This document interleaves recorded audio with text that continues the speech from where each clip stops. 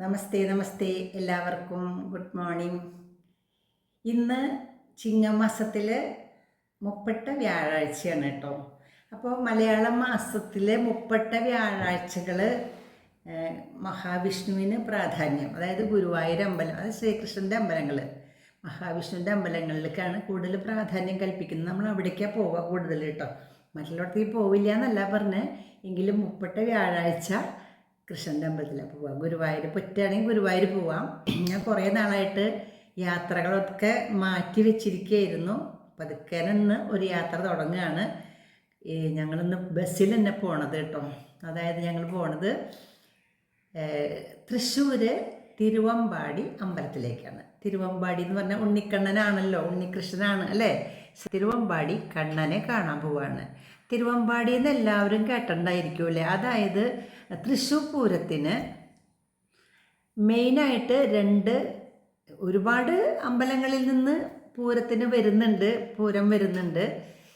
പക്ഷേ തൃശ്ശൂർ പൂരത്തിൻ്റെ അന്ന് ഗംഭീര ഉത്സവം, പ്രധാനപ്പെട്ട രണ്ട് ദേവിമാരാണ്. തിരുവമ്പാടി ഭഗവതിയും പാറമേക്കാവ് ഭഗവതിയാണ് മെയിനായിട്ട് തൃശ്ശൂർ പൂരത്തിൻ്റെ അന്നും അതുപോലെ തന്നെ പിറ്റേ ദിവസവും ഗംഭീര ഉത്സവം. മറ്റുള്ള ചെറുപൂരങ്ങൾ വേറെ ഉണ്ടെന്ന് എല്ലാവർക്കും അറിയാം. എങ്കിലും തിരുവമ്പാടി ഭഗവതി, അപ്പോൾ തിരുവമ്പാടി ഉണ്ണികൃഷ്ണനല്ലേ എന്ന് സംശയിക്കും അല്ലേ. തിരുവമ്പാടി ക്ഷേത്രത്തിൽ ഉണ്ണികൃഷ്ണനുണ്ട്, ഭഗവതിയുണ്ട്. ഭഗവതിയാണ് പൂരത്തിന് എഴുന്നള്ളിച്ച് പോണത്. പിന്നെ പാറമേക്കാവിൽ ഭഗവതി. അപ്പോൾ ഇന്ന് ഞങ്ങൾ പോണത് തിരുവമ്പാടി ഉണ്ണിക്കണ്ണനെ കാണാം, ഭഗവതിയും കാണാം. അതിന് വേണ്ടിയിട്ടാണ് കേട്ടോ. അപ്പോൾ ഞങ്ങളിന്ന് രാവിലെ നേരത്തെ ബസ്സിലാണ് പോണത്. പോയിട്ടാവും ഞാൻ വന്നിട്ടാണ് കേട്ടോ ഇൻട്രോ എടുത്തേക്കിടത്.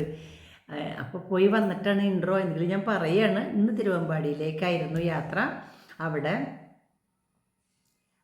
ഭഗവാൻ ഉണ്ണികൃഷ്ണനെയും അതുപോലെ തന്നെ ഭഗവതിയെയും തൊഴാണ്. അപ്പം നമുക്ക് അവിടേക്കൊന്ന് പോകാം.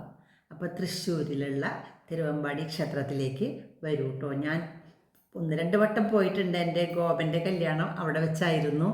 അതുപോലെ എൻ്റെ കല്യാണം കഴിഞ്ഞിട്ട് ഞാൻ ആദ്യമായിട്ടാണ് തിരുവമ്പാടി അമ്പലത്തിൽ പോണത്. അന്ന് ഞാൻ രാജേട്ടനും പോയിട്ടുണ്ട്. ഇപ്പോൾ പോവാണ്. ഇത്രയൊക്കെ എന്തിനാ വർത്തമാനം പറയണേ എന്ന് ചിലപ്പോൾ എന്നോട് ഒരാൾ ചോദിച്ചിരുന്നു. ഇത്രയധികം വളച്ചു കെട്ടി എന്തിനാ പറയണേന്ന്. പക്ഷേ എന്നെ സ്നേഹിക്കുന്ന കുറേ പേര് എന്നിലൂടെ കുറച്ച് കാര്യങ്ങൾ അറിയാൻ ആഗ്രഹിക്കുന്നുണ്ടെങ്കിൽ, അല്ലെങ്കിൽ എൻ്റെ സംസാരം ഇഷ്ടപ്പെടുന്നുണ്ടെങ്കിൽ, അല്ലെങ്കിൽ ഞാൻ പറയുന്ന കാര്യങ്ങൾ ഇഷ്ടപ്പെടുന്നുണ്ടെങ്കിൽ അവർക്ക് വേണ്ടിയിട്ടാണ് ഞാൻ പറയണത് കേട്ടോ. ചില ആൾക്കാർ പറയും, എന്തിനാ ഇത്രയധികം കാര്യങ്ങൾ പറയണേ, പറയാനുള്ളത് വേഗം പറഞ്ഞാൽ പോരേന്ന്. അവരോട് പറയാണ് കേട്ടോ. ഞാൻ പറയണത് എന്നെ ഇഷ്ടപ്പെടുന്ന, എൻ്റെ കാര്യങ്ങൾ ഞാൻ പറയുന്നത് ഇഷ്ടപ്പെടുന്ന ആൾക്കാർക്ക് വേണ്ടിയിട്ടാണ് കേട്ടോ. ഇഷ്ടമല്ലെങ്കിൽ കാണണ്ട കേട്ടോ, സോറി. നിങ്ങളുടെ സമയം ഞാൻ നഷ്ടപ്പെടുത്തിയെങ്കിൽ ക്ഷമിക്കുക. അപ്പോൾ നമുക്കിന്ന് തിരുവമ്പാടി കാണാം കേട്ടോ. ചെറിയ ഒരു വീഡിയോ. ഞങ്ങൾ ചെന്നപ്പോൾ തന്നെ അവിടുത്തെ കാഴ്ച, രാവിലെ നേരത്തെ എത്തി ഞങ്ങൾ കേട്ടോ. എത്തിയപ്പോൾ പുറത്തേക്ക് എഴുന്നള്ളിക്കുന്ന സമയമാണ്. നമുക്ക് നോക്കാം കേട്ടോ. ഓക്കെ. ഓം നമോ നാരായണായ.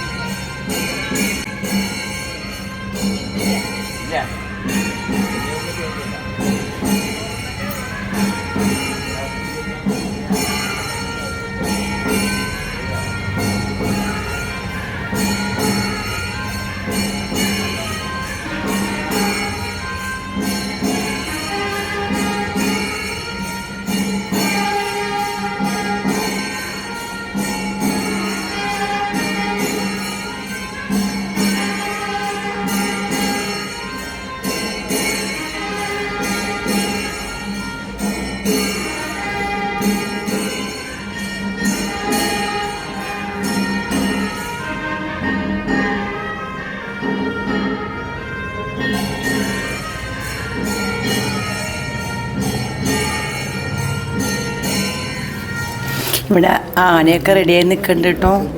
അപ്പോൾ ഭഗവതിയുടെ തിടമ്പ് ആനപ്പുറത്ത് എഴുന്നള്ളിക്കാൻ പോവുകയാണ്. എല്ലാവരും മാറി നിൽക്കുകയാണ് കേട്ടോ. മേളക്കാരൊക്കെ നീങ്ങി നീങ്ങി നിൽക്കുന്നുണ്ട്. ആനപ്പുറത്തേക്ക് ഇപ്പോൾ തിടമ്പ് കയറ്റും. എന്താ പേര്? ഗീത. അടുത്ത വീട് അതെ. വാസുദേവായ ഓം നമോ ഭഗവതേ വാസുദേവായ ഓം നമോ ഭഗവതേ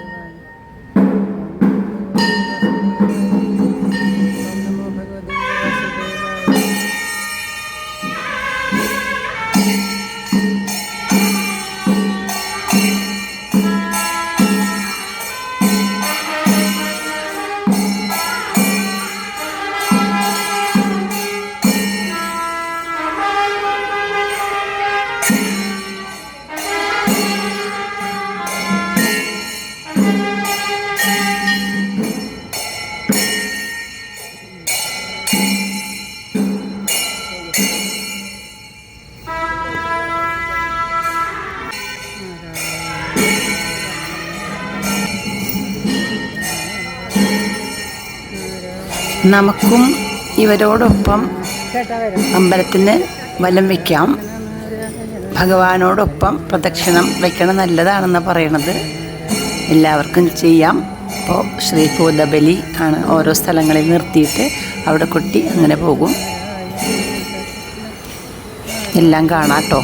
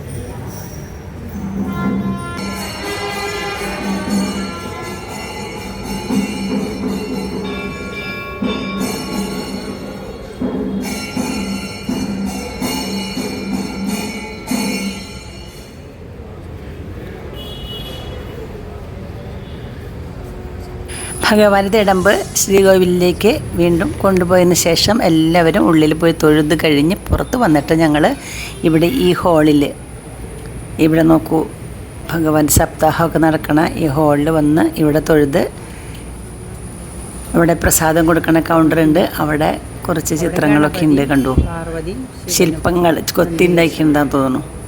പ്രസാദമൊക്കെ വാങ്ങി അവിടെ തൊടാം.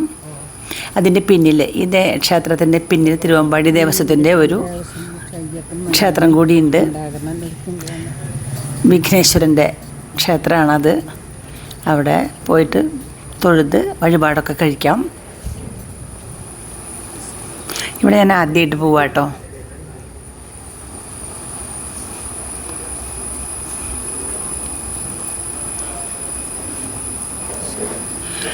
കടക്കുമ്പോൾ തന്നെ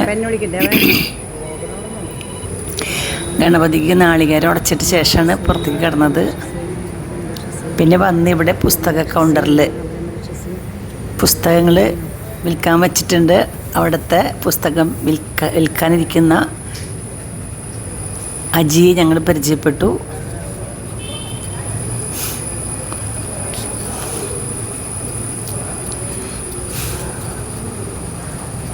കുറേ പുസ്തകങ്ങളുണ്ട്, കണ്ടോ, ഏത് വേണമെങ്കിലും വാങ്ങാം നമുക്ക്.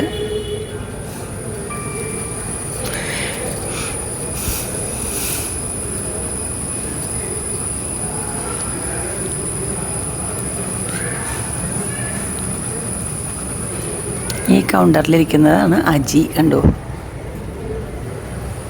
പേരെന്താ പറഞ്ഞേ? അജി. അജി, ഞാൻ മറന്നു പോയതായിരുന്നു കേട്ടോ. ഇത് കഴിഞ്ഞ് ഞങ്ങൾ പുറത്തേക്ക് വന്നപ്പോൾ രാജേട്ടൻ്റെ ഒരു ഫ്രണ്ടിനെ കണ്ടു, വിജയകുമാർ എന്ന് പറയും. IRS ഒക്കെയാണ്, വലിയ ഇൻകം ടാക്സിലെ വലിയ ഉദ്യോഗസ്ഥൻ, കമ്മീഷണറൊക്കെ ആയിരുന്നു, കണ്ടോ. രാജേട്ടൻ്റെ ഒരു ഫ്രണ്ടാണ് വിജയകുമാർ. ഫോട്ടോ